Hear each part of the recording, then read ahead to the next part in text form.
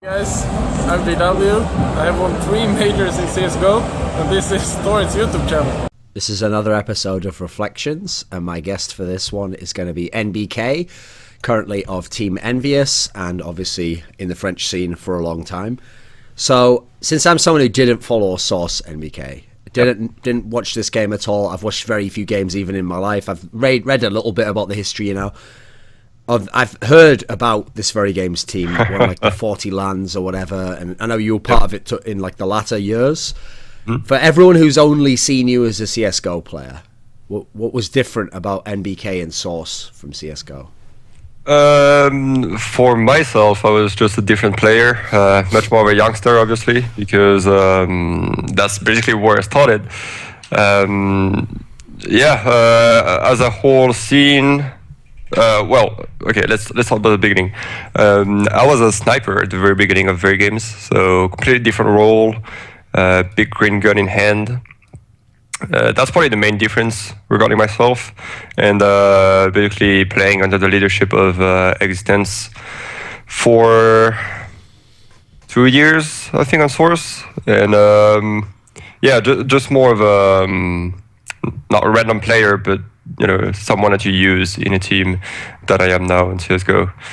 And as a whole scene, I obviously didn't start at the beginning of Source, so there is much more history behind just VeryGames.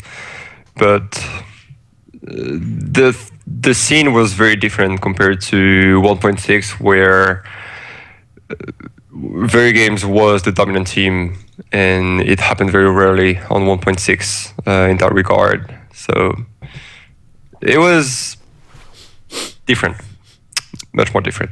Since when you joined VeryGames, you were obviously very young actually at the time. Yeah. The stereotype around Existence and his teams is that everyone thinks, whether it's true anymore or not, that when someone joins his team, he kind of like takes them and molds them and gets rid of the bad habits, or tells them like you have to play this particular way. If you were a young player, people assume, oh, he must have done this with you. Like you must have maybe been a skilled player, but you didn't have like the know-how of how to play the game. Is this accurate?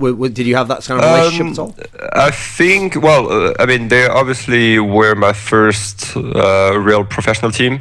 So they were the first team I was traveling with a lot, and they obviously taught me many things, both in and out of the game. Regarding it was not really sitting down and talking about the game and getting things moving and like being really molded, like you said. It's just something that you live with, and like it grows into you pretty much. Their mindset of hard work, because Existence is someone that works very hard in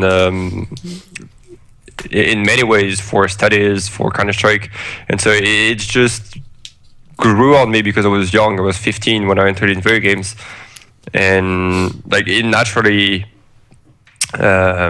worked with me, and I started getting the same habits than him. And so it's something that is very good on the long term, to have a working habit and improvement constantly.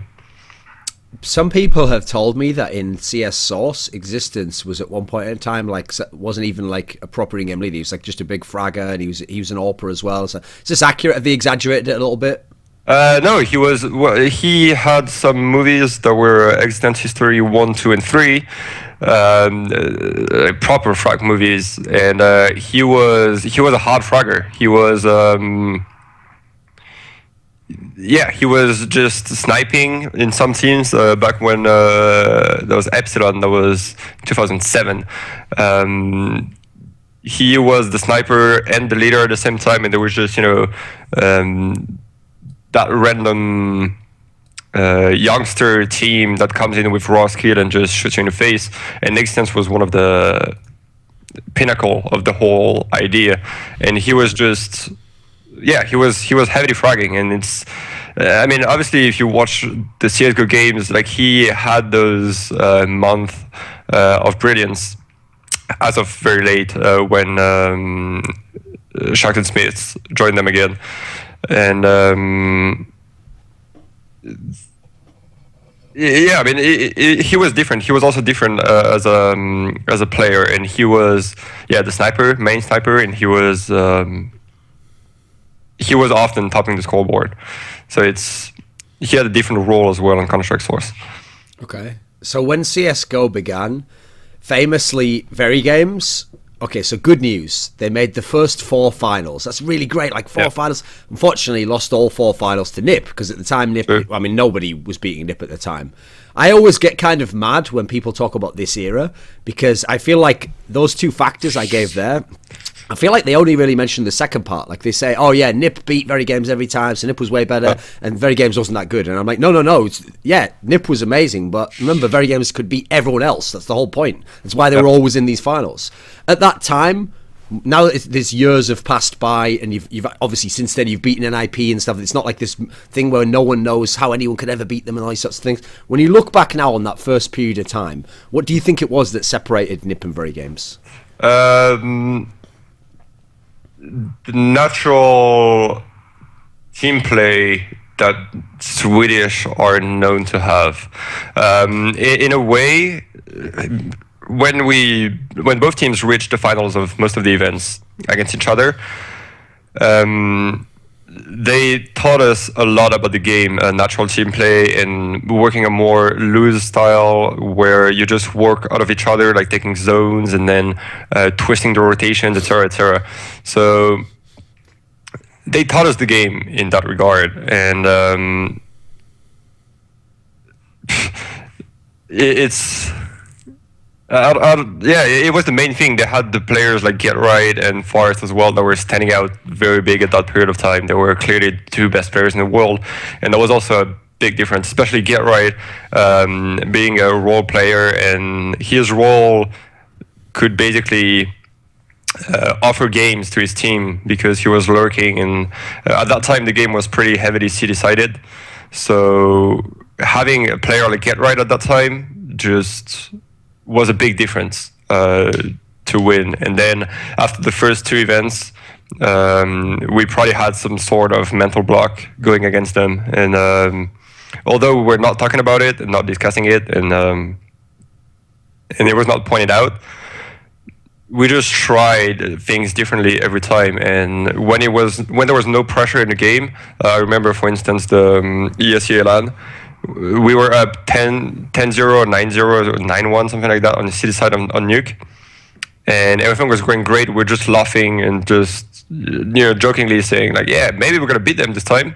And that's where, when we started to take the game seriously, that we started losing every game. And it was to come back at the beginning, what was separating the 2 teams was probably experience, because they played for just longer than us, first of all, and they were able to adapt to all the situations thanks to their game style. So we had to take their strength and put them into our game in order to beat them afterwards. So, like as I mentioned when I set up the question there, though, it's not like VeryGames was a bad team. Obviously, you were a fantastic team, and against every other opponent, for example, the ones where, like you're saying here, there was no mental block, just other good teams, you could beat all these teams. Yep. So the reason why I always bring that up as well is another reason people always said is they said, right, well, obviously NiP figured out the right way to play CSGO, which obviously to a degree is correct because they were fantastic. But to me, there's never like one set style only that's the best way, especially because it depends on what team you have. And so one of the other things people always say is they say, oh, VeryGames was still trying to play CSGO like it was Source, like they played like the wrong tactical style or something. But you were still very successful aside from the fact that you couldn't beat NiP, like everyone couldn't. This when you came into CSGO, was there any truth to this? Like, was Existence still trying to play the game as though it was CS Source and just thinking like all the same sorts of things worked? What was good about that style? Because obviously it had some success. Sure. The whole style is good when you have everything under control and you don't have a Get Right that is going to come into your game and just change the whole thing, or when you have to think on the spot to just adapt and change things. That's the biggest problem when you have that game style, that heavy tactics-based style. And coming from Source, we just try to play like Source and CSGO, having roughly the same tactics because the nades were roughly the same, the maps were roughly the same, so we just adapted them to make them work. And the other thing is that we had a very good skill-based lineup at the same time. So that's what also made the difference between NIP, us, and the other teams at that time, because we had a decent package of both skills and tactics and tactical mindset with Existence. So it worked against all the teams, but against some NIP guys where they can play with your mind and change your tactics and make you question you a second time. It makes everything harder to execute everything, and it's kind of the same when you see today on CS:GO. Some teams cannot beat other teams because not purely based on game style, but it's a big part of it, and it was what happened at that time. And coming from Source in 1.6, we're basically, like they had although Florin was leading at the very beginning of CS:GO for NIP, they were much, better and with a different game style when Exist was leading, and that was what made our two teams stand out. We're very good in our game styles against the other teams because we were better skill-wise, and in some ways we were approaching the game, but against each other they had the upper hand. So both styles are good, but both styles are not perfect. And if you want the perfect game style, you have to have everything. Roughly, you have to be able to rely on tactics for hard situations, and when you just can't outfrag or when you're just getting surprised by teams. But you also need to have that freedom to adapt and counter the other teams regarding what they are doing, and that's what NIP and us were good at that time. So, since you referenced Get Right, and obviously that's another factor you have to consider here. It's not just like NIP, the team as well. They also had the best player, and the guy who it felt like in every final for the first few months, he always had like a crazy game in the final. So, on this player, the question I want to ask in terms of about what he was like as a player, because obviously you got to experience it differently since you're actually in the server, like feeling the resistance or whatever.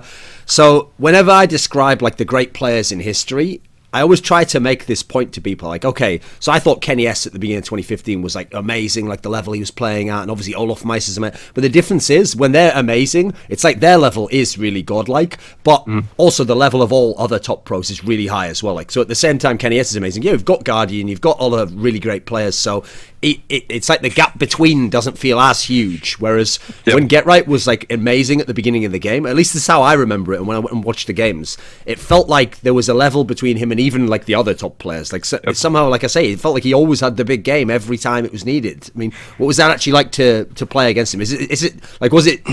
So I know for some players, sometimes they're not as impressed by certain opponents. Like maybe this one's they can handle them. What was it actually like to play against?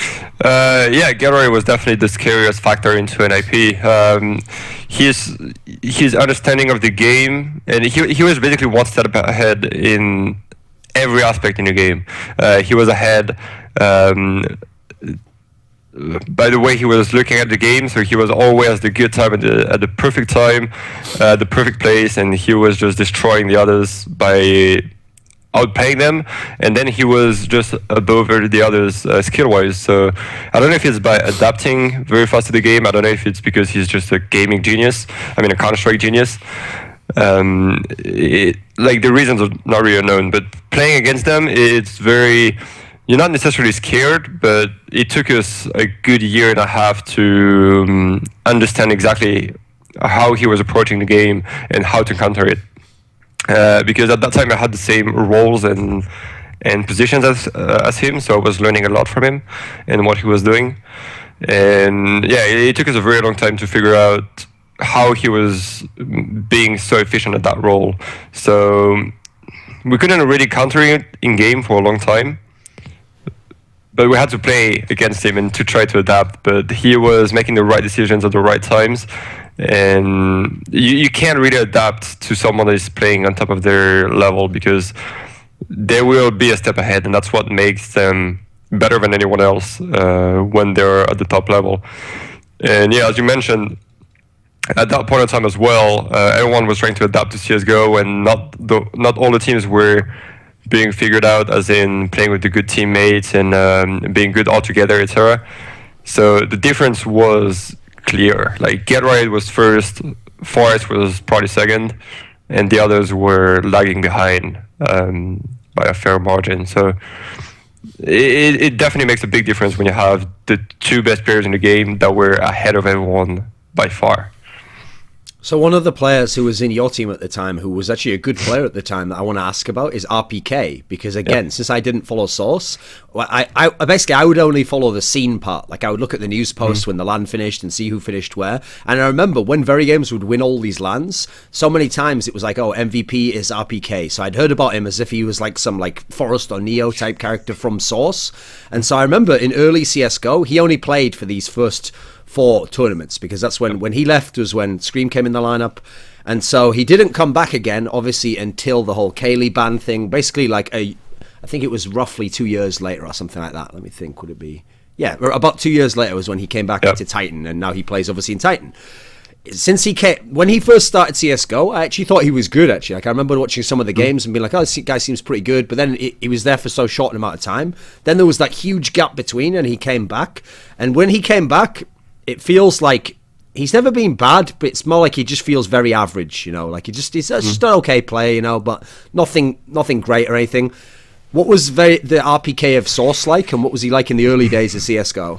So I think the main difference between the RPK before and now was in the opposition, and not in himself. He is basically a player that is always going to stay the same. He is the very reliable, calm player. The idea of the tank, pretty much. He doesn't make big mistakes. He is always relying on his raw skill, and he's very good at it. Very simple stuff, and that's what makes him very good. He is very simple in his game style, and he won't miss you if you come into his crosser. And the main difference why he looks more average today than being amazing on Source, because he was one of the legendary players, he was extremely good, is probably the opponents you put against him. CSGO became very, very, very fast-paced and very fast-minded, so you have to go left, right, center. You just can't come from everywhere, and there's like a billion tactics that can happen. So, yeah, being a player relying on simple stuff makes you very good when opponents make mistake, because you're gonna punish them all the time if they forget a flash, if they forget a smoke, whatsoever. Those are mistakes that were happening on Source, because not everyone was putting that much time than CSGO actually. And it made a big difference. That's why he was that good on Source, because he was a very low risk and low to high reward on CS Source players. So he would never make you lose game, or very rarely, but he would make you win a lot by just fragging. As simple as that, and that was his big strength. He's also someone out of the game that is extremely nice. Like he's one of the nicest and coolest guy out of the game in the French scene, and yeah, that was pretty much RPK for you in Source. Very strong, reliable player, and low risk player, so quite passive, simple, and just very, very strong overall. Okay, so another player who was a teammate of yours that I want to ask about is Scream, because when he came into the lineup, unfortunately people who weren't around back then won't remember how much hype there was, because at the time all everyone had seen was these, I mean, he'd been in some like not so good teams like Imaginary, and we'd all just seen all the clips, you know, like all the like crazy like 3 1-bullet headshots where he wins around, and everyone was like, oh my god, this guy, if he's on a top team, he could be the best player in the world, you know, maybe he'll become some fantastic player.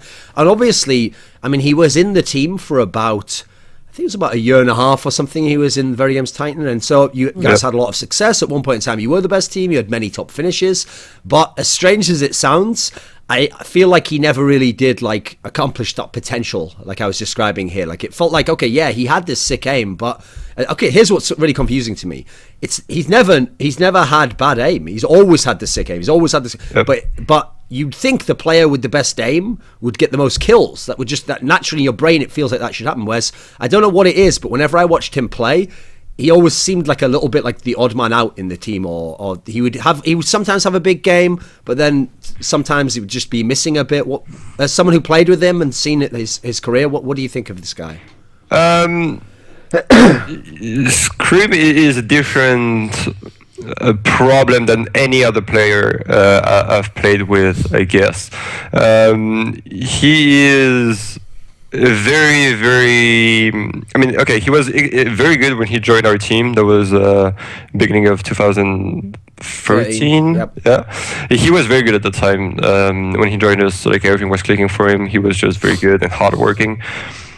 But to me, the problem that will always stay the same with this guy, and I mean, I like it out of the game. He's a good guy and good teammate. But to me, the main problem I always had with him is just simply his game style. The tapping game style is, I mean, that's how I see it. It's more of a theory thing. But to me, the whole tapping game style is good. I mean, it is the best way possible. Only and only if you are 95% of the time accurate and you're 95% of the time efficient with it. So you have to be on top of your game, on your A game every time if you really want it to be successful.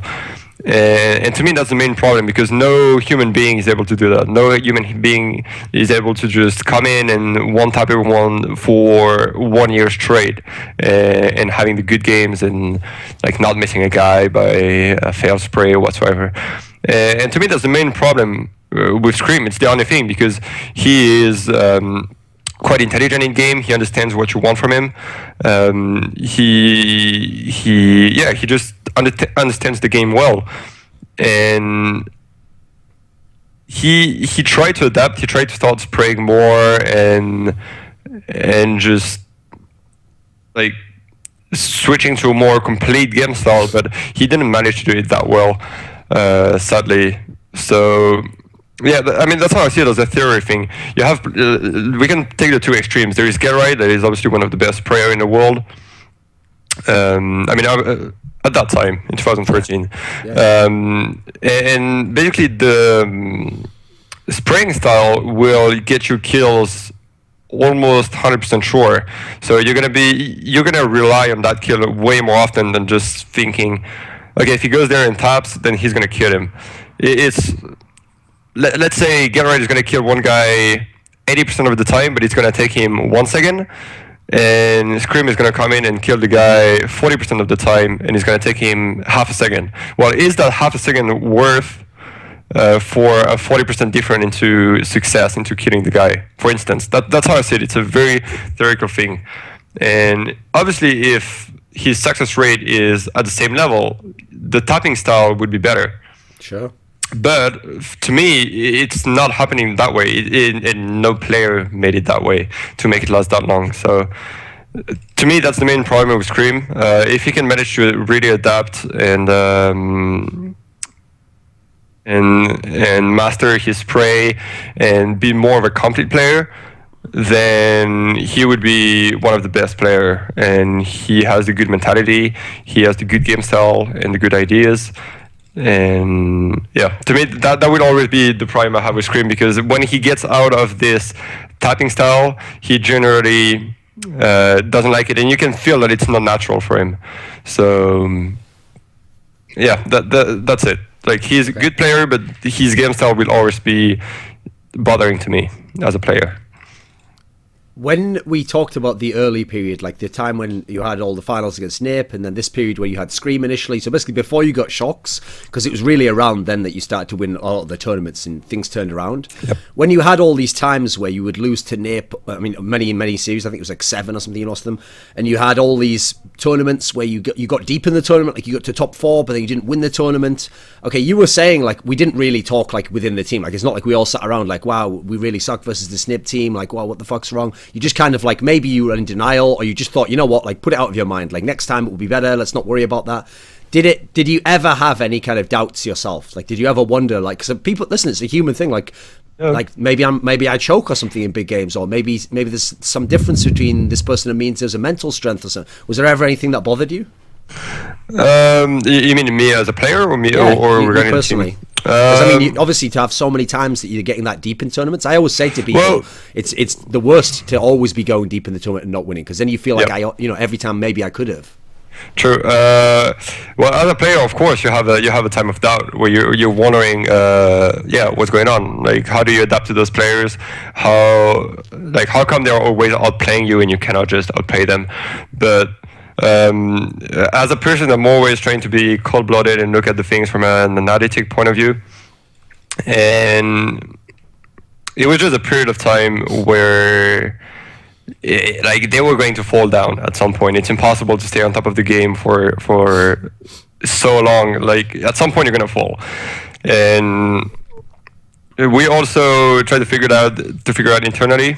We came very close to beating them, but we couldn't. And then we analyzed the game, and there were some problems. And then we had to make some roster changes to bring more experience in the team or more firepower. And you just. As a person, you just try to.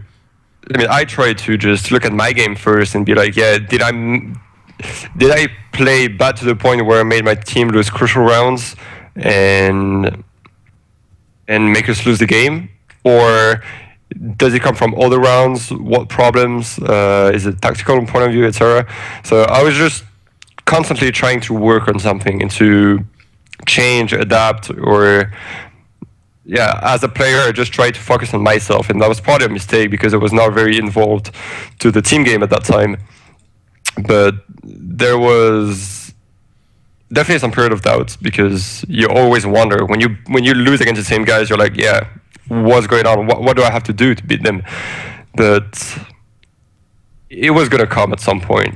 Like, we're not that worried, and I was not that worried personally either. So. Yeah, it happens. So one of the interesting things about what started to turn things around for VeryGames and allowed you eventually to become the best team was when you guys got shox. Now, from the outside, I always say this is one of the things I think is interesting about CS is that from the outside, when you don't know any of the relationships of the players or what they actually think of each other or what the past is, there's always an obvious move, okay? So, for example, when your team more recently was struggling, everyone on the outside, even if none of us are from France, we all know, the obvious players you want to try here is probably Kenny S, these, if you have to make a move, these are the obvious moves. And what's funny is so often the obvious move does happen because eventually if the team has enough problems, that's the last option left, But so at the time, I remember looking at shox and I thought it was like the scenario with Scream because I didn't know the history in Source. I thought it's obvious, here's this guy who's going crazy in games outside of VeryGames. If VeryGames need more firepower, he's the obvious person to get. But what I didn't know was that there's this crazy history with shox, existence, VeryGames that goes right back into Source where he's joining this team. He's always in the team for I think it's a year, then he gets kicked out again. Then they're like, we'll never play with him again. But then a year later, it's like, welcome back. And every time he came back, I actually went back and looked this up. Every time he joins the team, there's always a statement, and it's last time he was kind of a bit toxic and stuff, but he's learned now, he's fixed it. What I like is it's the same story I'm seeing even in modern days in CS:GO. So can you tell me a little bit about the history of shox and VeryGames? Was it bringing him back a big deal in that sense? Actually, it was kind of big to bring him back because I think the last time we played together on Source was after ESW. We won the ESWC. We played one LAN after that, and ESWC for us was a big deal because it was the first time there was the actual World Cup coming onto Counter-Strike Source, and we managed to win it. Was this one 2011? That was 2011. Yep. Okay. And so.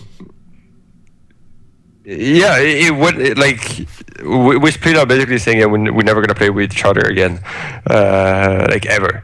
But turns out, it's the French scene. To be fair, it's just a French scene. It's going back and forth all the time. I don't really know what to say. It's inherent to the French scene. People just split up, then go back together as a team, and it just happens. So bringing back shox was, in a way, normal because we knew that we needed some firepower and experience to just break the mental block we had against them. But on the other hand, it was kind of big because at the end of the Counter-Strike Source time with shox, there was some big issues between Existence, NIAC, and shox. So cutting him back was quite a big deal. But after after 2 years of not playing together, there's always this, okay, maybe this person learned something different, maybe the attitude changed, maybe changing games changed everything, you know. Like, you find a reason to basically excuse what happened before in order to go back as a good group and go for the victories again. Is there something in terms of like philosophy on how to play the game that is different between shox and existence? Because just to set this up for people, that wouldn't be a crazy concept, by the way. Like in the majority of teams I've ever known in CS history, usually the star player and the in-game leader, they played on the same team and they're winning, but they each have a different idea about what they want to do, and it's usually like the balance between the two is how they fix it, you know. Was there some clash between how they wanted to play? Yes and no, because I think every player, well, almost every player has different point of views on how to see the big picture of the game between each other. So just some players are more vocal about it, and some players are just made to just work on it. So Existence, for instance, is the guy that is gonna explain you how he sees the games and the whole meta game, and you're gonna just apply it. So between those two, they were the two guys that were active in the team at that point of time. And shox played, I don't know, what, 2 months on 1.6 in a team. Like nothing big, but he was there. And so he got a few more basic stuff, like team play reliant ideas to bring it to the game. And so, yeah, as you said, it was a balance. Like, you had those two creating the team game together, and then the others were either performing good or bad, depending on how they were understanding and working with that metagame. So I had the role of get right. And so basically, if you want to be good in that role, you have to have the good attack, like a trio of attack. So there was Existence, Schmitt, and probably shox that was in it. And so they have to make some damage on the map, and then you have to adapt to that on how the rotations are going to work. And so I was understanding those two pretty good. Like, we had good ideas on how to make the game work together, and so we were able to have all together impact, and as a team as well. Like, we were working good together, and we were understanding the same stuff. So the Existence has always the very tactics heavy mind game, and shox had a more simple way of looking at stuff for some tactics. So combining those two like helps you create the closer to the perfect game in a way. And the other point that is also very important into that is mentality and the will to do things right. And that was also one of the big points with shox and Existence, because when they were working, I mean, and even for the French scene in general, it can be applied, but when the French scene is willing to work together, we have good ideas, good mindsets, good will to just go forward and work on stuff. But when this goodwill falls down, it just disappears entirely. Like, you have nothing to rely on anymore. And that's one of the very big problems of the French scene as a whole. It's just, when things are going pretty bad in a team or between players, everything starts falling down. And there's no basis you can rely on, roughly. And that's also what happened between the players, between Existence and shox. When it's going good, it's great, you achieve good things, and when it starts falling down, it's over, pretty much. There is hardly a coming back from all that. So when I asked you about the beginning period of CSGO, making all the finals and losing to NIP, even if a lot of years have passed, like, obviously since you didn't win the matches, it's hard to know what was the big difference. Like, was it like a key player was playing better than you? Was it some tactic was wrong? There'll always be a question, right? Like, what could we have done differently? But the easy question in that scenario should be like, what happened when you won? Because when you won, you should have all the answers. You should know, we won because we did this, we did this. So now, in the story that we've been going through so far, we enter what's called Thorin's favorite period of CS:GO. So you know, like all those NIP fans who like they still, I think they live in their own minds and their dreams. It's still 87-0. Like they still believe NIP's going to win every tournament. Like in my mind, that's like that period begins now, because this is when the glorious VeryGames ascends to the #1 status. They beat NIP all these times. They win some international lands. They come into the majors like maybe the favorite to win it all. This must have been a great transition period when you consider all the problems we're talking about before. Always coming top 4, losing in finals. Now you're beating NIP and you're winning the tournaments. What was going right? As I said, I think it was the upward mentality we all had as a group. And we were working good on back in VeryGames on Counter-Strike Source. Like our teams were going good no matter what, but the strongest period we had was when we were RPK, Schmitt, shox, Existence, and me on Counter-Strike Source. That was the best period we had, because no matter what happened, we were ready to face any problem and just beat them down, roughly. And so bringing back shox and Schmitt in that lineup at that point of time, just created this good upwards mentality where you just want to work good, and I don't know, we just clicked good together on CS:GO. We had some good ideas. We managed to finally read NIP pretty well, and also NIP were in a downfall. I mean, not completely, but they were like they went upwards and then they just stopped evolving because they reached a point where they were just above everyone else with such ease that they just needed to play and to beat them. So it was a whole mentality. Like the French, we can summarize it as the French team problem. When things are going great, we have good teams, we have good team play, players working together extremely well, no problem at all. And that's what happened during that period. We had the good team at that time, the good ideas, the good motivation, and we made it work in ways that we could win. So I can't really point out one thing or another, but the 5 players were on point, we were good. We started to outplay NIP, and just like we managed to beat the team we could never beat earlier, and that was just the main difference. We managed to beat another team that we couldn't, and that was the main difference before at that time when shox came in. So just like when NIP was always beating you, one thing that like we mentioned already is obviously Get Right was in his prime. He was like absolutely amazing. So at this period when VeryGames started to win, this is when everyone remembers shox was at his best, and this is when he got a lot of hype and everyone was like watching all his games. What was he good at within your team? What were his strengths, do you think, at this time? I don't know. I mean, to me personally, I don't remember at the time one player that was really standing out, because we're in the team and obviously we think a bit differently.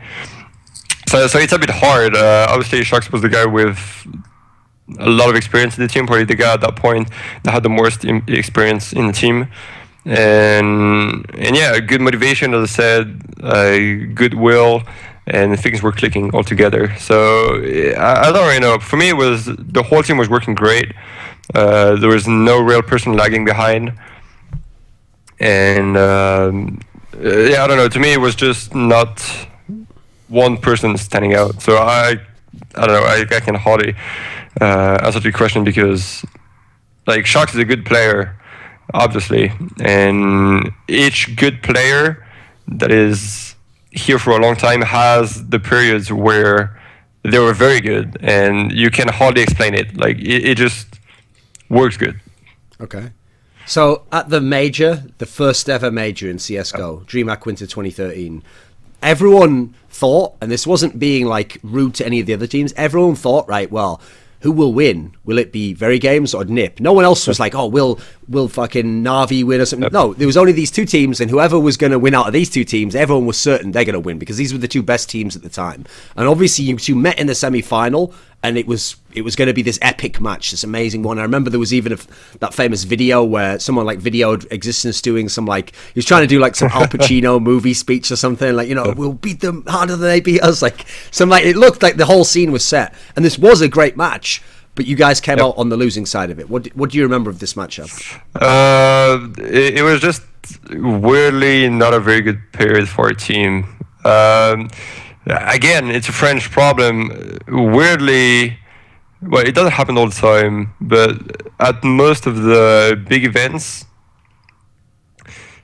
it happens that something fucks up in a team, no matter what it can be. And I remember that time, I don't know, we just didn't have a good mentality. Although we just came back from China, we beat FNATIC there, 2-0, we won a tournament, we won SLTV before against NIP. And yeah, we were playing good, but just, I don't know, there was not the same will at the major. Weirdly, which is fucked up, right? If you think about it, because it's the first major, everyone wants to compete and just to kill everyone, and yeah, something didn't click there. And playing against NIP, well, first of all, the first big problem for us was in the group stage, losing against Complexity. We lost 16-14 in groups, and that what probably changed the whole tournament. And that was the first disappointment for us because we're not expecting to lose against Complexity at that time. And yeah, talking about just the game against NIP, they were overhyped by the crowd, by the major, and for them, playing for that many years, they played some IEMs, whatever you name them, like big events on CS 1.6. The major was still something new and something very bringing them a lot of hype because it was new. They're playing the game for so long. They just come in. There is a major with stickers and all that kind of stuff, and they were carried by that kind of thing, obviously. So it's just I don't really know how to say, but we were not in the good mentality, and NIP punished us pretty much because we didn't play at the good level we were supposed to be at throughout the whole tournament. We played against Zapso in the groups, and we got bothered by them that were a mixed team at that time. And although they were playing okay, like we were supposed to be much better than them, and we struggled against them. So it was just a whole mentality problem, and just NIP beat us down this game because they were just very good.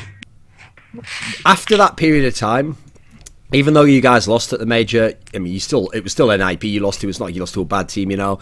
Yep. You guys were able to win that DreamHack Invitational early on in 2014, the one where they had just the 4 teams in the studio. So everyone still thought it's still a top team. But one of the things that had changed is because you guys had become Titan, you went to live in this team house. And this is something that everyone... What's funny is I really wonder if this move, whether it was just bad for the Titan team, because it feels like it made every other team scared to ever get a team house. Like, you notice none of the top teams ever since then ever did it. They all stayed away. Yep.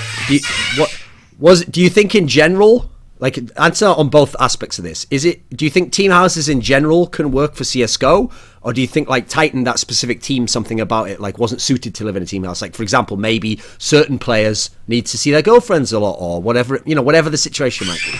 Well, one thing that is 100% sure is that it wasn't made for that Titan team. That's 100% sure it was not made for that team. On the other hand, for CSGO as a whole, it's a good question. I think it's not necessary because you look at teams like FNATIC. Those guys never bootcamped, or maybe once, and they didn't like it, whatever. So it's very dependent of the teams, but team houses so far didn't work, weirdly enough, for CS players, and I don't have any explanation, but it's probably a mentalities problem. If you compare it, I mean, league teams have it, especially. I mean, to me, the big example of like team houses is going to be in League of the Legends Chinese ones, yeah, the Chinese ones or Korean ones, Okay. or even the StarCraft ones. Although it's not really gaming house because there is single players, but they go to like practice rooms with other players. So the way I look at it is that those players, Koreans, Chinese, etc., are more committed into the game. They take 2 years, like they look at it as a whole, and they just say, yeah, okay, for 2 years, I'm just gonna play, enjoy maybe 1 or 2 days in a week, like in the evening, and just do whatever I want. But aside from that, I'm just gonna play, and all the differences I have with the others, I don't give a fuck. I'm just gonna focus on the game, playing as a team, and working good as a team. And it's a mentality that is not always there in CS. You have it for a few times, for a few weeks, for a few months. But to keep that mentality between the 5 players, with now all the lot of fame that comes with it, the following, the events you make out of the game for sponsors, for whatever thing, it makes the mentality different. And you as a player sometimes think about your personal sponsor or about things you want to do that are not related to the team. And so if you go into a gaming house, you have to remove all that. You have to think like, okay, I'm going to live with my 4 teammates, and for that period of time, where it's just going to be them, the game, removing my personal wills pretty much for the greater good of the team.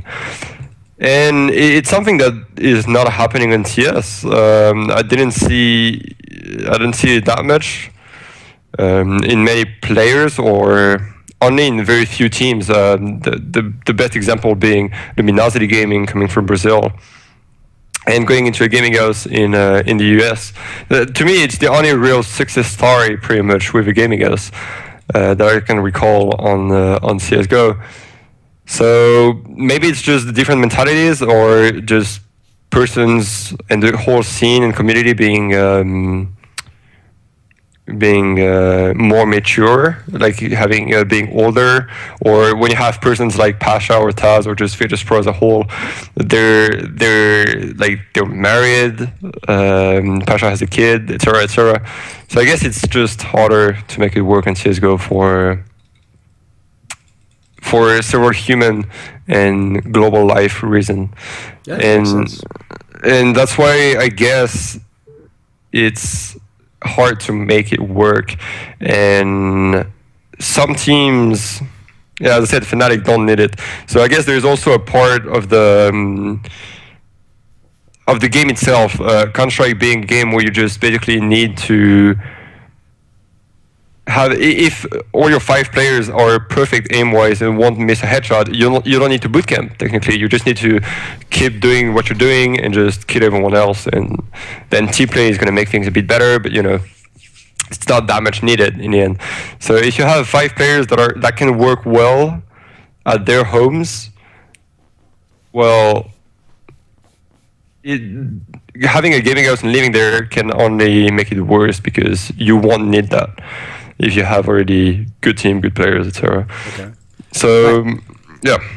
So since this lineup, the shox lineup, towards the end of that period was when you had the bad results, I suspect those results were connected to some of the problems with the gaming house, etc. So the reason why I say it like that is because if you look at the results, most people would be like, oh, I'm sure they would change a player anyway. But here's the question I have is, if for some reason Titan hadn't have suggested this idea to get the gaming house, let's say you just stayed like you were in VeryGames, you just like all normal CSGO players, you live in your homes, you come to the boot camp, you go to the tournament. If you didn't do that, do you think that lineup would have stayed together longer? Longer, probably, but not forever. There were French team, right? So yeah, exactly, right. So it's the same thing over and over again. But yeah, probably we would have lasted a few months more. Maybe the results would have been different. To be fair, it's very hard to project the thing, because problems started in the gaming house, so we don't know when or even if the problems would have started out of that. But there were some mentality differences between some groups. And that's just what broke it down. And having the gaming house just pointing us out, and they were like, "Yeah, okay, we can obviously see that we don't see the game the same way. The game, as in it's still work. Like you have to have consistency into what you produce, and in your results and in practice, etc." So there were some differences at that point in time, and having the gaming house just made them explode. And it was also easier to talk with each other, being face to face. And after talking with each other, you just realize that, okay, well, I mean, we can't really do much, so let's just change teams. Sure. So you guys got Kenny S back, and he came back into the team. And initially, everyone was wondering, because everyone saw shox as the star player, like, how will the team do, you know? But obviously, the team actually, like, rose up again. The level became very good again. You were one of the best teams. What do you think in terms of, like, had Kenny changed at all? How did this team work without shox? Well, it was roughly the same Kenny. Kenny, as a person, generally stayed the same since the beginning of CS:GO, and the only difference he really had was that as a player he became better. And like we had it once in we had Kenny once in VeryGames Counter-Strike Source, and then we swapped him, and then we had him back there, and he also he was the same person, and just he improved as a player. So that's the thing with Kenny. Like, he matures with the year in the game, and out of the game he will stay the same person. And not being a bad thing, but he evolves as a player. It just takes time, and it takes simple experience. Like, it's hard to tell Kenny. I mean, how can I say it? But to explain to him the meta game and how things work, and like, if there is that rotation, if there is this, that, you need to do this or adapt to that. Like, he's a player that works with instinct, and so he's just living the game when he's playing it, and it's hard to just make him think a lot and in a deep stages of the game while he is shooting at the opponents. So he just came back with more experience and with some motivation back. So, okay, aside from the first major, you notice I conveniently skipped over the Katowice one. I pretended it didn't happen and we kept going. So at this point in time, since we're talking about the Kenny S era when he came back again, at this point in time, there was the third major you played, which is ESL1 Cologne. Yep. And after this is basically when you left this lineup. You went off and you made the LDLC lineup with the others. So now I want to address kind of all three majors in a row. And we'll go like this, okay. So the first one, it's fine. Like, you got to the semi-finals. Yeah, you lost to Complexity, but okay. You only really lost because in the end you played one of the best teams of all time, and they've beaten the semi-final. That one's fine. No problem with that one. We can excuse that one. The second one, the Katowice one, you can even make pretty good excuses there. Like, for example, no one, like, before practice could have known that Virtus Pro would be this good. And you did play them on Mirage. Like, anyone, if you could go back in time, would ban this map. Like, it would be no problem. And then Hellraisers, that was still a really close game, and they were famous for, like, they could always beat any team on one map. You know, this is not... There's excuses we can make for all of that, okay? But the problem is, if I get to ESL1 Cologne, like, you can only make so many excuses, you know? Eventually you have to be like, something's going wrong here. Because in this one, I mean, these weren't world beaters, mate. Cloud9, yeah, it was a good team at that tournament. Dignitas, yeah, not a bad team, but suddenly we're not playing like world champions, you know? Was there some problem in that team, in the core, when it went to the majors, do you think?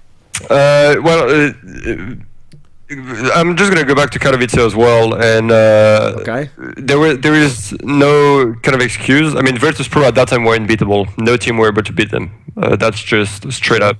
Like, no team could beat them at that point of time. But the whole problem we had with Katowice was our preparation. Basically, 10 days before the major, each player had to watch 2 demos. So basically, we had grids of each team each map, and so we split the players to watch certain teams and certain maps, and so we had to write down absolutely everything. So that was like kind of homework. Can I just make a guess? I'm gonna guess that some players didn't do it. Well, some players were not very active into it. Okay. They were like, yeah, they play like this. That's it. And so the thing is, so it's just funny parts, and now to me it doesn't matter anymore. But just looking back at it, it's just like mistakes we made that were not supposed to be made anymore. But yeah, we had that, and so we were super detailed into every single team. The only problem is if you analyze those teams, and they change their game style, you're fucked, because you're gonna try to play out of that, and yeah, you're dead because they're gonna be different. So we came in with being extremely prepared against the other teams and not being very prepared ourselves. And so Virtus Pro, we got destroyed, nothing to say. And then Hellraisers, we had the choice between two maps. I don't recall which ones that was, but there was Inferno, that was one of their best maps and where they were famous for upsetting teams. And there was another map, I don't recall which one, but one where it was more open, we were not as ready as Inferno, but we were still like okay on it. And so basically what happened there is that Schmitt was supposed to watch the demo at that point of time, and he was like, I know exactly, like he prepared some tactics beforehand for the tournament, and there was one tactic he made that was very, very good, that worked super good, and that was made basically exactly to counter this game style.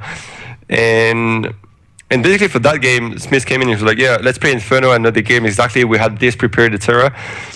And it kind of worked, but they started adapting, and that's where they started to, we started getting lost, and where we started losing games. So we made big preparation problems before the game, and Existence didn't had his final word, and he basically was not really leading against Hellraisers. And so that was the two big mistakes we made in Katowice. That just led us to just crash into the groups. Although we were very good, and in best of three we had a lot of changes, but we just completely fucked up. ES1 Cologne, yeah, just Cloud9, I can't even call it a choke. We're just bad. Like as a team, we're just fucking bad. And Dignitas, yeah, like nothing to say either. We thought T-side and Nuke, 14-1. the only run we won was Kenny winning 1-3. And I don't know, like the whole team was just terrible at that point of time, and it just led to the French Shuffle. So, okay, here's the thing about the French Shuffle, NBK, is that, go ahead. Unfortunately, most fans, I mean, you must know this, they actually believe what players tell them in official statements. Like, you know, when a player leaves a team, they like I told you that whole shox thing of like when he was coming back, and the statement would always be like, you know, he has changed his attitude. Fans just believe that, and they go, oh, okay, cool. Well, I guess that's true then. And so the problem with that is it means any behind the scenes details just get forgotten, like they never happened. Yep. So there's a question that I have about the French Shuffle, which I've tried to go into in the past, and I noticed a lot of people have like different views on it, and they have different opinions. So if you remember, officially, the way the French Shuffle happened, to anyone who doesn't know anything behind the scenes, is one day it was announced that these LDLC players, 3 of them, will leave and join Titan, and it was going to be Apex, Kaylee, Maniac. They would come, they would join Titan, and then at the time, it was that Smiths and NBK and are out of the lineup. And this was originally how it was going. Well, actually, wait a second, there must be one extra player I'm not thinking of there. Scream, that's right, yeah. Those are the 3 players that move. And so initially, it looks like the way it happened was the LDLC players left and joined Titan, and then after that, the other teams made themselves. Like, the Happy goes and joins this team with shox and NBK and all this.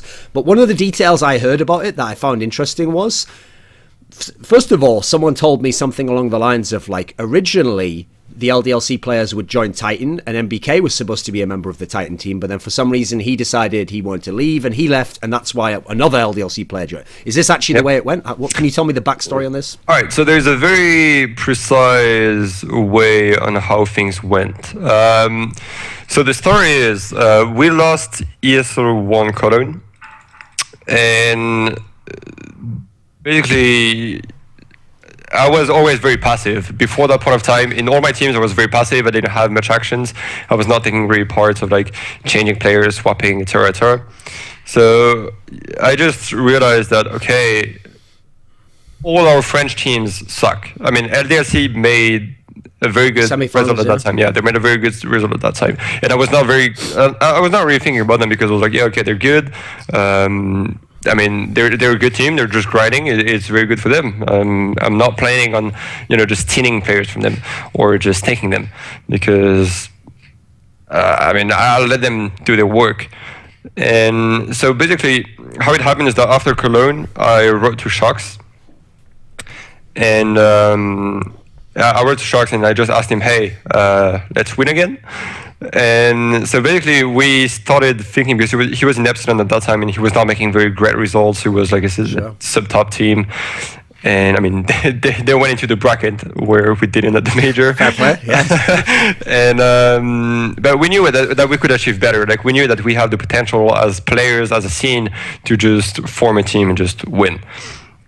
So I wrote to shox, and then we started thinking how we could make the team.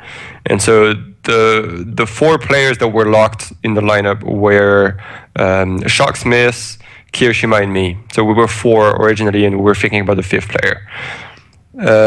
At that point of time, also, Tynan were talking to me, and they basically wanted to get rid of Scream and Schmitt to bring in Apex and Maniac at that time. And so I was on one side talking to shox, and on the other side, Tynan was expecting me to stay with them because I was listening to them and I was not saying yes or no, and I was just listening. And so there was at that point of time a misunderstanding where they thought that I was like, yeah, 100%, let's go, let's remove the 2 players, get the 2 LDLC guys, and let's play. And that's probably where misunderstanding happened, because to me, I mean, that's how I recall it. Maybe I was wrong, maybe I said something, but I don't recall saying to them, yeah, let's fucking go, because I was already talking to shox, and we already had the lineup almost made at that time. So it just happened, and then yeah, I went to Thailand and I said, yeah, listen, I'm just gonna leave the team, and we're just gonna make our own. And at that time also, I also talked to Kenny that was in the team to join us out of Thailand, and Kenny refused. He stayed with Existence, Niak, and Thailand. And so after I left, they got Kadi into the lineup because Kadi was just a solid player. I mean, now who knows? It's all suppositions, but he was, looked as a constant good player, and so they picked him as a last player. So that's pretty much how it went. That's the real thing. Like I wrote to shox while Tynan was talking to me, and then I made a decision. And then Tynan wanted to bring Maniac and Apex. And adding Kari was because I told them that I didn't want to follow up with them. Okay. And that's pretty much it. There is no big insane story whatsoever. It's pretty simple. And then yeah, just things followed up. And then when the teams were settled down and we were looking for a 5th, Kenny is refusing our offer. We were not sure between Uzi and Happy, because Happy at that point of time, we only knew him basically from what he did in Source, because he had a different nickname and he was a more passive player, whereas in LDLC at that time he was leading and he was a vocal player, and from a team with players that were less experienced than shox, Miss, me, Existence, they were making very good results. So we wanted to create that team, that new team, based off game intelligence and having people that can adapt, react, and just NIP style or FNATIC style to just adapt to any situation and have a good mindset into the game and understanding the game well. So we went for Happy, that is obviously a very intelligent player and person as a whole. And that's basically how the whole story of the French shuffle went. So here's the interesting thing about that then, is as you've just described here, Happy was the last person to join, yep. And actually, a lot of people might not know this if they weren't around then, he wasn't the in-game leader when he first joined, he was just going to be another player. Exactly. And so it's funny, because if we think of this core unit now, everyone thinks of Happy and they think, right, he was the in-game leader for so long, that you won the majors with him, obviously he was very good in this role. But I remember when you first made this lineup, you were telling me, because you were going to be the in-game leader, and you were like, oh, I've got this great style in mind as to how I'm going to play. Like, I've been really thinking about like how I think like the game should be played and this approach. But that only lasted something like, I mean, I did tell you, I told you, that's all fun until you start to lose. And then you're like, man, maybe I won't do this. A couple of weeks, and then Shox was like, you know what? I'll be the in-game leader, love all that, then lost the tournament, and he was like, you know what, it's bullshit, and then somehow, third choice, in comes Happy, and he becomes the in-game leader for a long time. So, it's got two questions here. One, was it the right move to give up being the in-game leader? Because you've gone back to it now, like all these years later. And then secondly, you're saying like, hey, you didn't really know so much about Happy. What was his in-game leading style different the way he actually had it in LDLC with you in this team? Was it? I mean, it was obviously, it turned out to be pretty good in terms of results, but wasn't necessarily the first choice, right?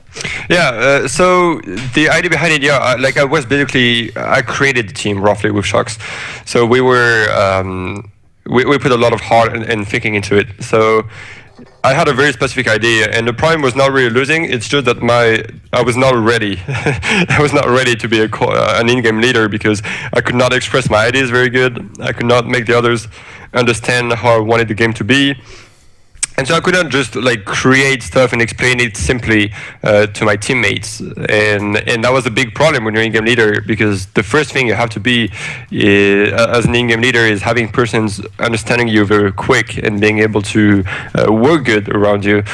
And so that's something that didn't work a lot with me at the beginning, and shox was doing that for Epsilon in a pretty loose style, and having experienced players and intelligent players in a team, we were able to just listen to shox and just adapt to it pretty much. And yeah, shox stopped leading because he felt that it was not good anymore, that he could not do it on the long term, and just he could not, like he didn't want to do it basically anymore. And we tried, and after losing at ESWC, we lost in the group stage of ESWC France against Thorin. We lost 16-2, something like that. And right after that game, we were all obviously not very happy about the result, but the worst was for shox, because he was like, listen, I don't want to lead anymore. Like, I'm out. And Happy was like, okay. Like, he basically pretty much like, I have the idea of that, but it's probably how you win. He just like kicked shox, like punched him in the face and like, okay, listen, you get off, I go in the middle now and I'm leading, and you listen to me, and let's fucking go. And that's pretty much how it happened. Like, he didn't really want it at the beginning because he was just the fifth player, as you said. But when he came in, it was pretty strong. He came in like, okay, everyone shut the fuck up, I'm the leader, and now you listen to me and we're gonna win. It's simple. And yeah, it worked out. Thankfully, it worked out very quick based on the fact that as a group, we were very experienced. shox, Schmitt, and myself were able to adapt to most of the things he was saying and to understand how he was approaching the game. And we were again on this upwards mentality where everyone was just, very happy about doing the things together, and it worked good. Like, the results were extremely good straight up when he started in-game leading. So in the middle of an event, he just came in and be like, yeah, okay, listen, I'm leading now. Okay. So here's the thing, though. When we talk about the French shuffle like that, there's one aspect that I don't think I've ever heard anyone ask you about, though, which is you described it like the order things were happening, like me and shox, and then he was going to bring Kiyoshima over from Epsilon, and then, I had Smiths coming from Titan. So this all makes sense. But then the last part, remember, is like, oh, and we, as a fifth member, we were deciding between who to get, and like I was thinking maybe I will be the in-game leader and like try it out and stuff. Yep. Why in this world was there no existence ever involved? Like, why did NBK all of a sudden, after so many years, was he like, I don't want to play with this existence anymore? Or like, is it philosophical in the game? Is there personality? You just don't get along anymore? What is the problem? No, well, okay, so it's true. I've never stated it publicly, or there was no real question about it whatsoever. But at the end of that time, and for the whole year at that point of time with Titan, we were just not playing good. We were getting destroyed by teams. We were just bad. And to me, I was always on my side of the map, doing my get right role, and thinking about how, like, why are we losing? Like, when I was seeing my teammates just dropping like flies, I was like, okay, what can I do? What could have they done better? And I think at that point of time, that's where I developed my in-game understanding. And I just came out to think by myself differently, and I thought about the game a different way than Existence was. And regarding at all the teams at that point of time that were very good, so the NIP, FNATIC, they were still, I mean, FNATIC was already very good, and they all had lineups and teams that were independent. Like, all the players were extremely strong, and they were relying on themselves a lot of the time, and one player could make the whole difference in the game. And that's something that didn't happen in Thailand. We're not exploiting that, and that's what I wanted to make with this new team, having 5 players that can think for their own, and being able to adapt and just don't have to say, okay, listen, you go this, exactly do that, and throw that nade, etc., etc. Like, I wanted a more freestyle and a free approach. And I basically, what happens in a team, when you're in a team with Existence and NIAC, they're like very good friends and they're working together for so many years. And the thing is, if as one person you try to go against them and to point them out, like, hey, this is wrong, then they will just not accept it. And I didn't want to fight for 2 years to finally have a change. You can suggest them things, but if they don't want to put it on, they won't do it. And so that's why I prefer not to work with them anymore, just not to, or just to go a different way, because I just had a different mentality and different approach into the game as a whole and to win. And that's the main reason why I didn't even think about Existence at that point of time, because we had different mentalities and point of view of the games, and I wanted to try something new. Like, it was a big difference for me, having played with Existence for 3 years or something, to just go on and like have my own team, pretty much. And turns out I'm pretty happy with my choice. I mean, you are the in-game leader now, and obviously EnVyUs now is still very famous for this style of play. In fact, that's the interesting thing, is you were in VeryGames for so long, which was this like set tactical style team, but you kind of referenced there, like, you were always interested in this more looser style, and obviously LDLC EnVyUs has always been this style. In fact, the most famous team for that style is like the players who play, and they each have their own role, but they kind of independently choose what to do within the role. Yep. Obviously, there's no perfect way to play Counter-Strike. It all depends what your team is and how you want to play. Is this the best style for your teams, do you think? Have you just embraced, is this like the way to play for your teams forever? It's very good until it doesn't work anymore. As simple as that. It works only for so long until teams start figuring you out and shut you down. And that's what happened. Like, even after 4 months now with Kenyan Apex, for instance, Happy has one game style as an in-game leader, and it's quite complete, and it's generally fast-paced. And weirdly enough, people don't realize it, but Happy is a very heavy tactician. And he loves making those tactics with like set nades and smokes and all that kind of stuff.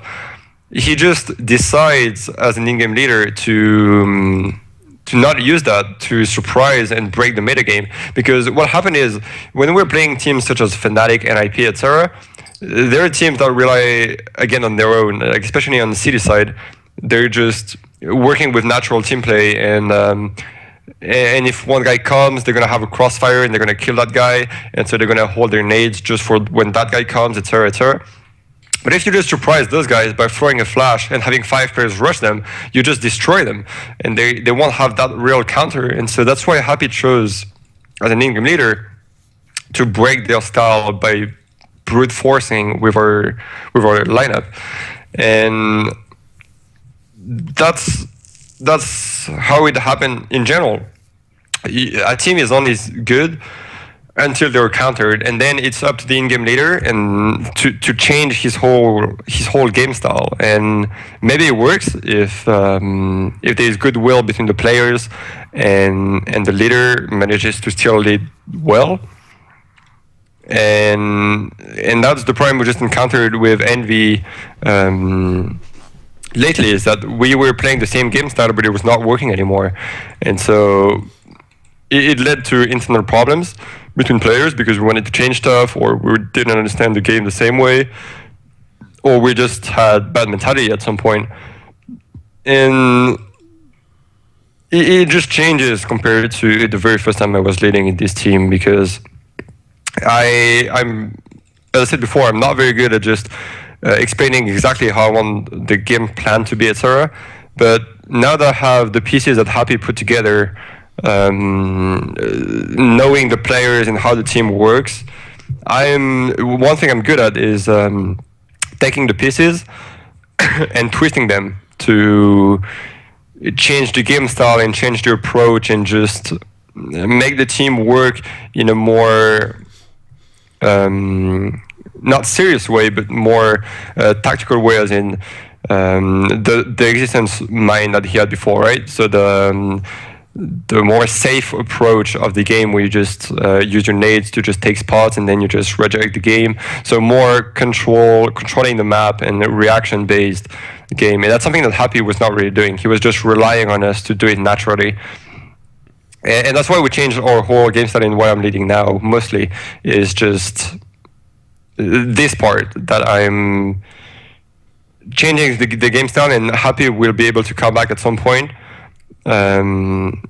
If we're not winning everything, because if we're obviously winning every tournament, well, we're not going to change it. But if we don't, he's probably going to come back as an in-game leader at some point, and he would have a fresh mindset that he's going to change the game style he had from before, but still with his genius side of breaking the meta game and bringing something new to the table that others are not thinking of.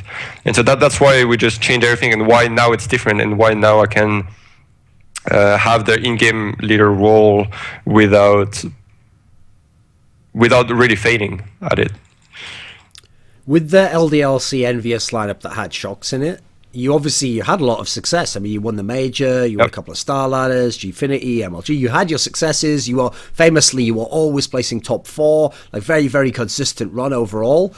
But during this time period was also obviously the time period when FNATIC was with their great lineup that's also winning a lot of tournaments, and they're winning majors. And so at the time, okay, you could easily make the case that these are the two best teams and people can decide amongst themselves who is the best. But I remember, I think it was Gfinity Champion of Champions, an EnVyUs player really excitedly telling me, like, yeah, and we beat FNATIC, did you see that? And we beat them on cash as well. And the way this player so excitedly told me that kind of made me think, when you were really good with the old lineup, was it ever in the back of your minds like, okay, we are winning all these tournaments, we are placing top 4, but we aren't beating FNATIC at the moment, like they are the team who's like our rivals and we haven't beaten them so far? Was that ever anything like in the back of your minds?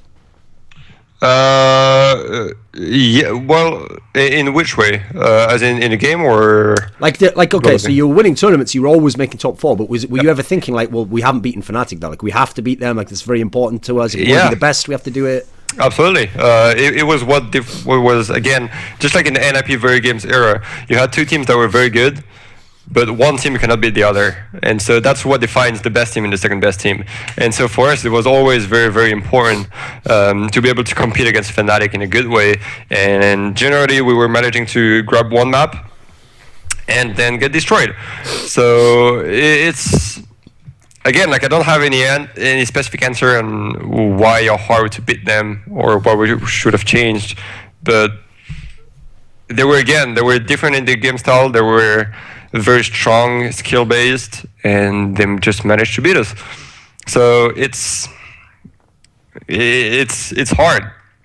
It's hard to be able to play as good at every tournament and then get shut down by the same team over and over again. It's like back in history, VeryGames and IP for me. So again, we knew that at some point it was going to come. We were going to be able to beat them and figure them out.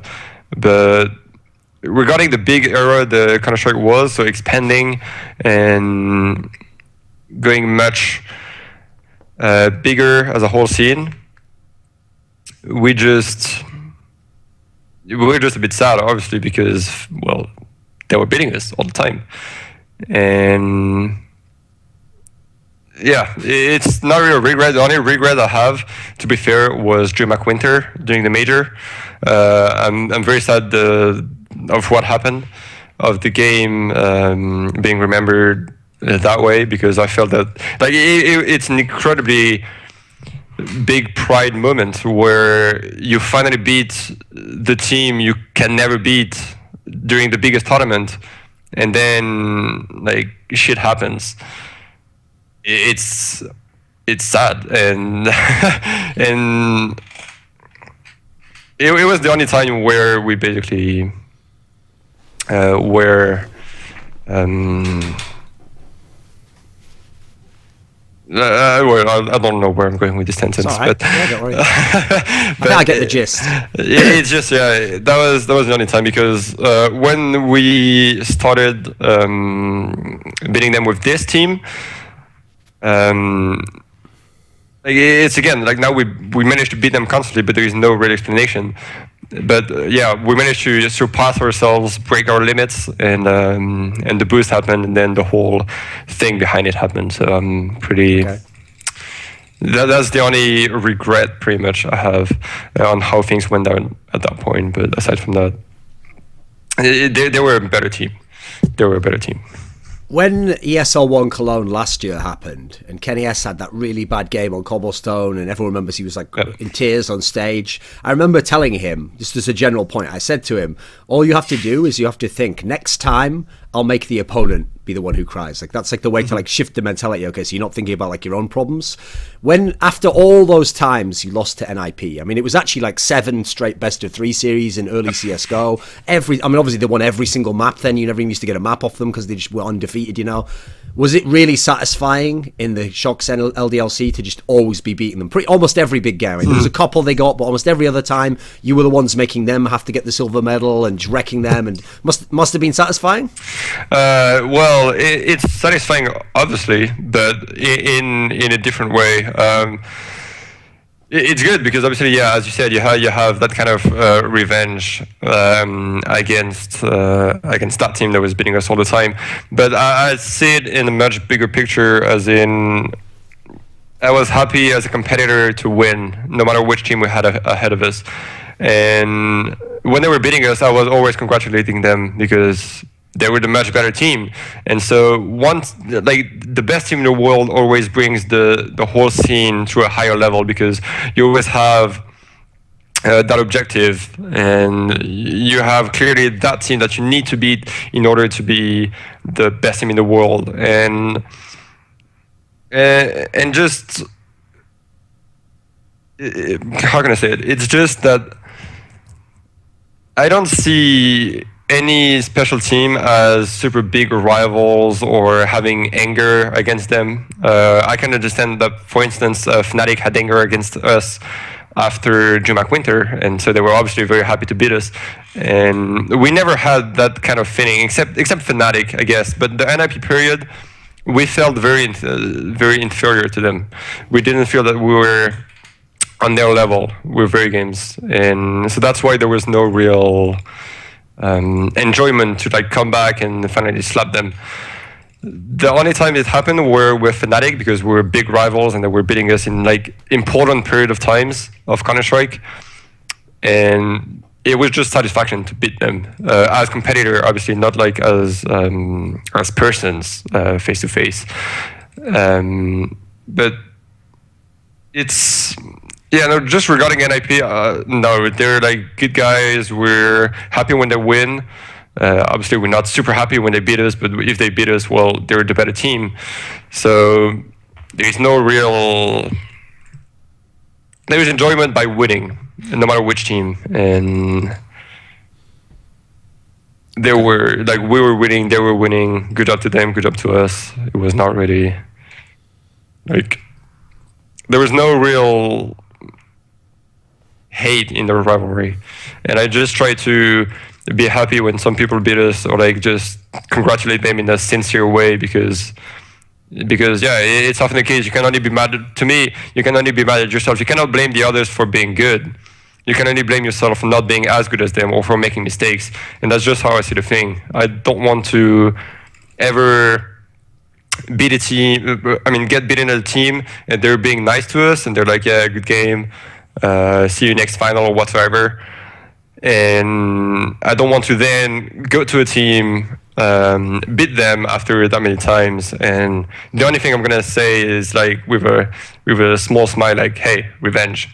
Just like nothing more, because I respect them a lot as players and as a team for what they achieved in the back in the past, and now beating them is just happy beating a good team and happy being a good competitor and being one of the best.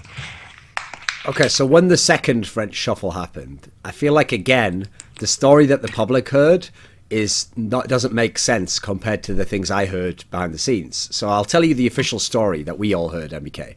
The official story was that this EnVyUs team decided they were going to kick out Smiths, and then because shox is just like the greatest human being who ever lived, and he's a true friend, you know, what a wonderful person, he decided, like, I'm going to leave as well. I'm going to go with him, and we're going to join Titan.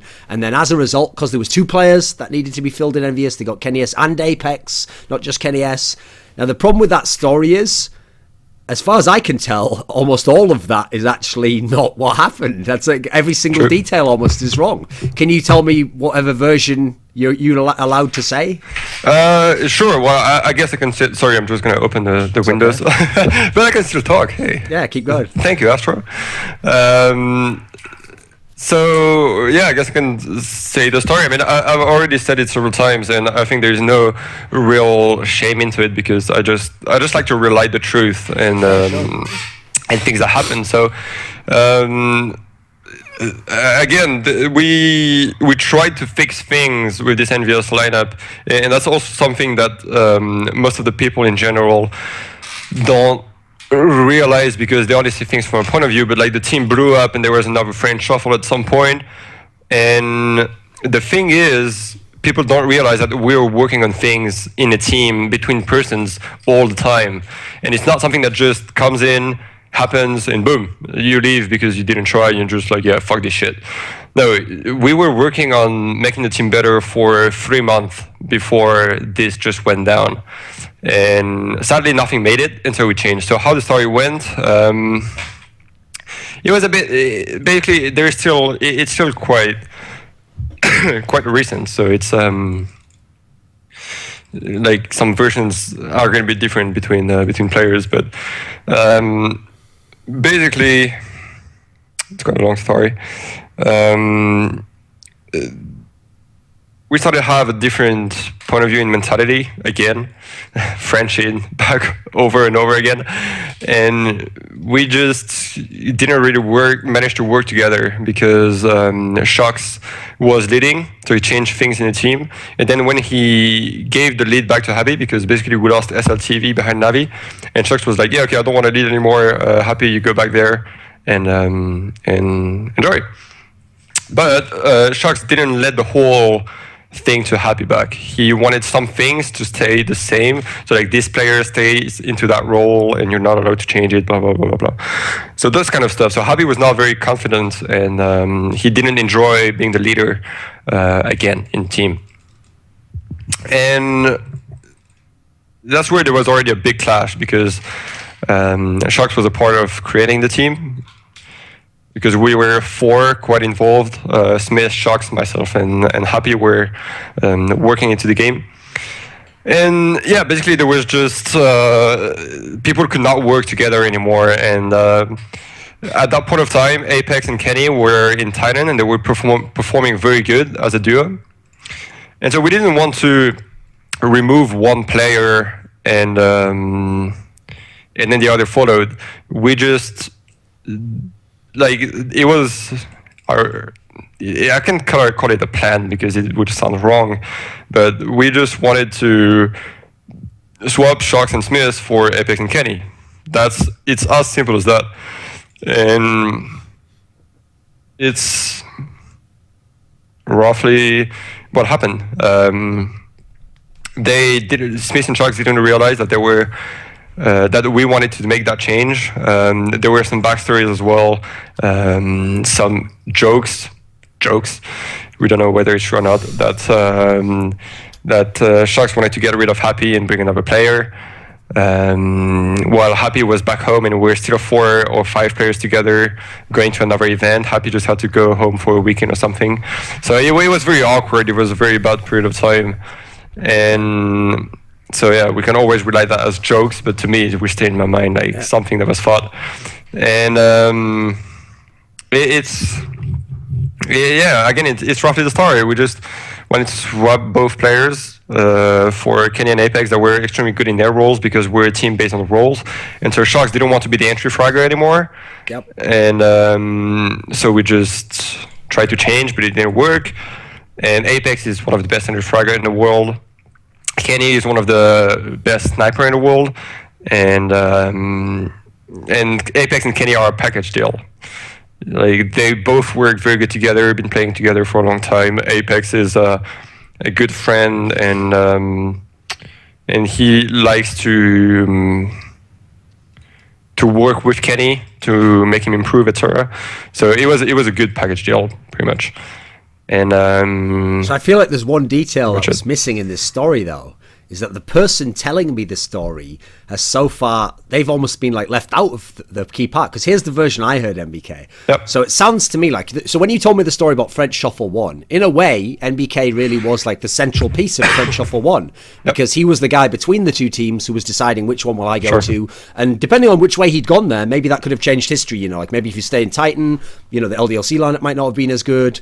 So in this version, okay, I understand the part you're setting up here. So shox wanted to maybe kick Happy. That's like a rumor, okay? Mm-hmm. If it's true, then we have like shox and Happy are on different sides of the equation. And then obviously everyone knows shox has a long time been friends with Schmitt. So let's imagine Schmitt is on the side of shox here. And so let's say Kiyashima, someone who was competing with shox as to who's going to have to be the entry fragger and stuff. It's understandable why he would be on the Happy side of things. So we've got a 2-2 split. And like every vote, we need the 1/3 guy to make the choice. So the guy in the middle is a guy called NBK. And so we actually have a term in English, NBK. It's called kingmaker. And what it means basically is like in the olden times when people would be like one person's the king and then another one could overtake him, you know, you have to go to the kingmaker and he's the guy, like maybe he can give you an army or he has the money, you know.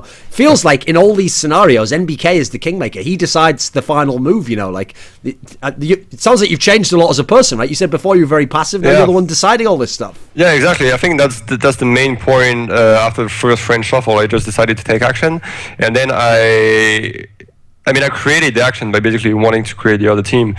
Back in the Titan LDLC time, and then for the second shuffle again, like it was something that couldn't work together, and then I'm with Happy. I will mostly stay with Happy because I really share a similar point of view on the game than he has, and like I understand him very well in the game, and we were good as a binomial, stuff like that. So it's a very easy choice for me game wise to just stick with Happy no matter what. But yeah, I mean I was also initiating that movement to remove those two players to get Apex and shox, and I remember talking to Happy about it, and I was saying, yeah, you know, I mean, to me, it's like clear. I had a very good feeling when the very first French shuffle happened that a very good team would emerge and that we would do big things. And now I have the same feeling that if we bring Apex and Kenny, same things would happen. And we were minimum, like, although we had only a month of training, we would go to the final of the major, which we did. And it just clicked very good. And it's just a feeling that I managed to have after the years, and it's not something you can explain exactly. But it's like intuition. Exactly, and like with experience, I started to realize how players work together, how teams are made, and how they go to the top level. And I guess that's what helped in all those moments. And so I knew which side was going to win. Win in the long term regarding results, stuff like that. So there was obviously some downsides because we knew that we were going to have to work on some issues at some point that happened a few months later. So at the end of last year, where players were clashing and there were some problems.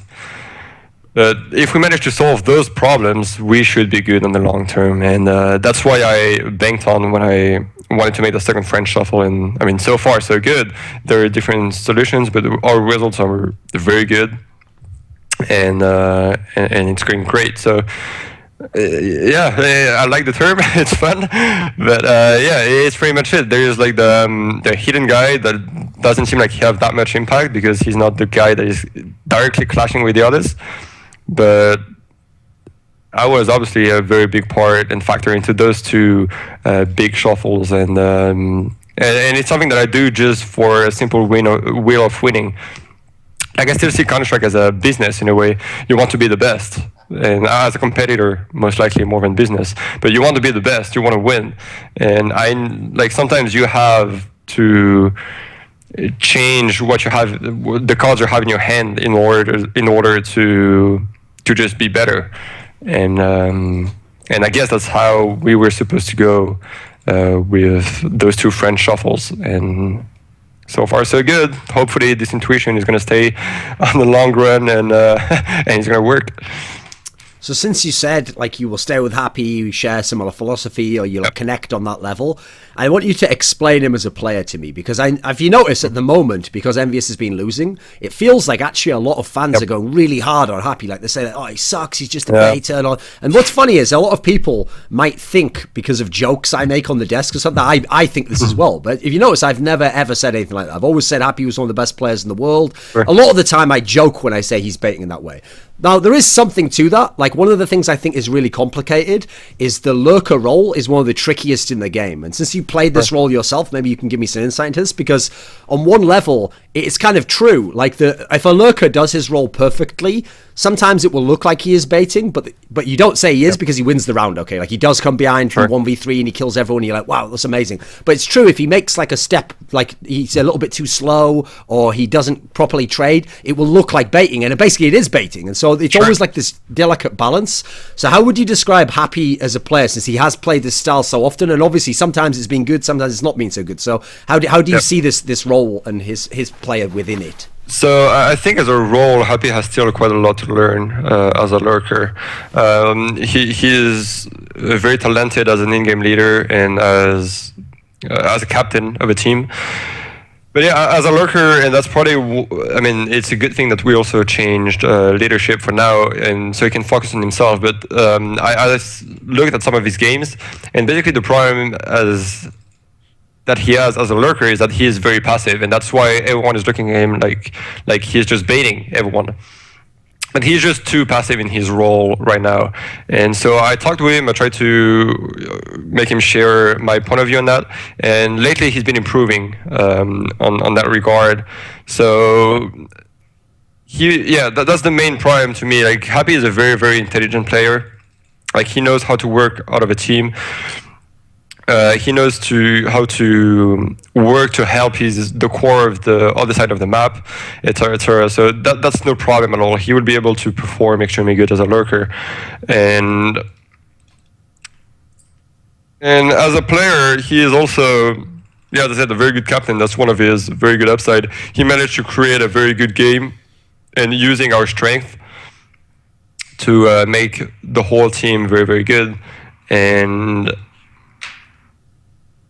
he is also someone that is very looking at the results and being analytic about what happens in the game, and that's also obviously a very, very good upside. So yeah, I think he can still improve on an individual basis because he can master his role better, and it's gonna happen. Like, I 100% believe him for that. And aside from that, well, he is one of the core of the team, absolutely. Although he's a lurker, he is very important into creating tactics. He has an excellent mind to that, and he is just, he is kind of unique on the French scene in a way, and that's why I want to stick with him in the game, and I will as long as I can. And I'm very happy to be his teammate and to understand him very well. with people in CSGO, because we have so many tournaments, like last year there might have been, I don't know, like 20 tournaments that big teams played in. There's so many that you can't discuss every single big result. Like if someone sucked, yeah, if they had the one tournament where they came first, the half the interview would be about that. But I mean, you notice already we've actually barely talked about Dreamhack Cluj, where you actually won another major, so it's a pretty big tournament. What can you tell me about this event overall? It's a bit weird, to be fair. So here's going to be some exclusive news, some exclusive content that no one ever heard of. This is sponsored by Alpha Draft, by the way. There is some fun story before Cluj. Basically, what happened, we had a bootcamp, a 1 week bootcamp before the tournament, and that was probably the worst bootcamp I've ever played in. We barely practiced. We could barely practice because nothing was useful. We had some 2 or 3 hours long talks, and we're trying to like fix the mentality everywhere, like that kind of stuff. And it turns out that at the end of the bootcamp, we were not even sure if we could stick together as a team, because the primes were completely fucked up and we could not work together at that point of time. And I don't know what happened, to be fair. Cluj, to me, the level of the tournament was not the best Counter-Strike ever experienced. To me, winning Dreamhack Winter was extremely important because that was the first major, and the level we had to display to win was... we were not allowed to make mistakes, basically. With Cluj, we faced obviously a very good Gamers 2 team, but to me, this tournament was more about those teams that are ranked 5 to 10, that played very good, surprised teams, and then just didn't manage to capitalize. And to me, that's how Cluj went. The top teams like TSM, FNATIC, Navi, Virtus.pro, etc. Those teams were not at their best level. And so that's how I see Cluj. And so that's why, I mean, I'm obviously very happy winning the major, and Apex and Kenny have an excellent memory about it. But to me, it was just, I mean, it was, we had to play good, and we did play good in the end. We managed to play extremely good against FNATIC. Gamers 2, we struggled, and Navi, we played a very, very good grand final. So we played good games, but I feel like the whole Counter-Strike level at that tournament was not that high. And so that's why it's not my biggest achievement. It's good, I'm very happy about it. Second major, good title. Playing good as a team, especially after such a terrible bootcamp. But it's,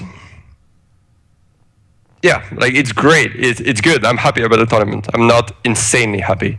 That's how I see it. Okay. When you joined the LDLC lineup, one of the things that's interesting is you referenced before in VeryGames you were the lurker, you played this style, you were away from the rest of the team in the actual like terrorist side. But when you joined LDLC, one of the things that was interesting was, I mean, everyone's giving you a lot of props for this, that you became more of like the supportive player and you were just doing like whatever. Yep. Well, for example, famously on certain maps, you were literally helping Happy on sites, and other times you just do whatever needs to be done. You know, you throw the flash, you go in first, whatever. So in this sort of a scenario, it's easy now to give you props for it because it ended up working out so well and you became very good at it. But it actually felt like when you first changed that role, sometimes you had problems, and sometimes it took you a while to get good at doing that role. And sometimes you were one of the players who wasn't so good. What do you think? What has this period of your career been like in that sense, changing the style of play? Whereas, I mean, in VeryGames, you were thought of as one of the best players in the team, you know. Yeah, to be fair, as a person, I guess it could have hurt many persons to go from like a star player and a star role into supporting someone and baiting for someone and throwing all the gear for someone. It's something that is not easy to do, but I just reached, it's a bit weird to say, but I guess I reached peace with Counter-Strike and like not being the star and not getting everything. Like I don't care. I think you're the only French player who's managed that. Kind of sounds of it, you know. Well, weirdly, Happy is one of those players. Okay. Weirdly, like it's just being able to constantly, no matter what happens, do what's good for the team or for the person you are with, just to win as a team. And it's a concept that I guess people have without really knowing it. but it's just being able to not think in Counter-Strike as yourself, but as a team. And like, what do I have to do? How do I fulfill my role in order to make my team win, or for my teammate to kill everyone? And that's why it was a bit hard at the beginning to find a good balance, because I was new with Happy and I never played with him before. And so we had to find a good balance between each other. And thankfully, Happy was insanely good during that period of time. So I was just Happy's bait, and I was happy with it because it was perfect. Like, Happy was getting all the kills. He was just going through smokes, landing behind guys, or that were not even watching him, etc. And that worked. If you look at there was a frag movie that went out not so long ago of the best of Happy in 2015 or globally, and you see the first minute. He made big actions, but none of the guys are looking at him. And so that's the fun part. That's where I realized, yeah, I'm doing my job good because I'm helping my teammate to get all the kills, and then we win the rounds. It's great. And so not all the players have reached that mindset, and that's why it went easy for me, because I'm like, yeah, fuck it, my team wins, I'm happy. And so, but performing bad as an individual, I will not be happy with it by myself if I can improve it. Like, I'm probably the player that plays the most deathmatch daily, or close to it. I'm playing, I don't know, like tons of frags and hours, etc. Like, I'm practicing extremely hard, although I have a support role, because I want to bring the best possible to the table for my team. And few people realize that. Most of the people think, yeah, support players are just guys that are just throw the gear and you don't really have to practice your deathmatch or your aim or whatever. But to me, it's the complete opposite. I want to have that role, and I want to have the firepower to be able to carry games if things are going wrong. And so that's why I'm not really bothered, because I know that I'm working my ass off to just be on a constant good level, and I'm just thinking of myself as a good piece for the team and bring something good so everyone is happy and I can fulfill my role as good as possible. And yeah, that's a mentality that you get after many years, I guess, of playing, when you have switched in most of the roles. And I know that people like Taz, Neo, Forest are players like that. They're just, my team is winning, great. I'm just going to try my best to bring what's good to the team. But if my team is winning, I'll do whatever. And probably many other players that I can't recall right now. But to me, it's the most important thing to have a successful team and be a good teammate in general. So we talked before about how when you first made LDLC, the idea was for you to be the in-game leader, and then more recently it swapped, and now you were the in-game leader at Starladder. Yeah. So at the Starladder, there was a particular match that is stuck in my mind. It was against just a small team called Na'Vi, you know. And in this series, obviously, I mean, everyone knows it went really badly for your team. And true, Na'Vi was in amazing form. They were really, really sick at that tournament. But it's the way your team lost when you were on the CT sides was like really alarming to me, because, okay, everyone already knows that EnVyUs is the most famous force buy team in the world. But even when you force buy, usually there's like a logic to it, you know, like, oh, I'm going to do it because on this key round I have to win. On this particular loss, it felt like there wasn't even a logic. You were just like, we lost, force buy. Okay, let's force buy again. We lost, shit, just keep force buy. And it's like you just did that until you were just dead. I mean, you were the in-game leader. What was the problem in this game? I'm a shit in-game leader. Easy. No, it's true. We had some periods. I mean, against Na'Vi, Cobble should have been our map. I mean, we played the whole best of 3 against Na'Vi pretty bad, to be fair. The mentality was not good. We're not playing as a good team, just like what I talked before.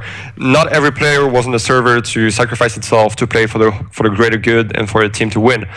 And so that was the main problem. So Cobble went good on the T side, and then on the city side, there were like I'm trying to get some new meta game changes. About some force buys or some approaches to some sites in general. I will maybe talk about it another time with other players or on another topic. But sure. Like I'm thinking about some new stuff, and obviously it's not easy to implement. It's going to take some time. But yeah, we had 6 days of practice with me as an in-game leader for Starladder.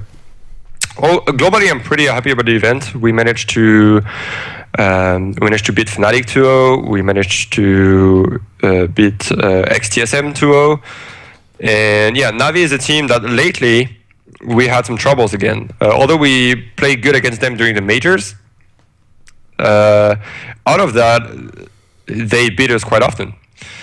So we have problems at the moment against teams like NIP, Navi, that just figured us out. They know how we play on our city sides, and they can just counter us very good.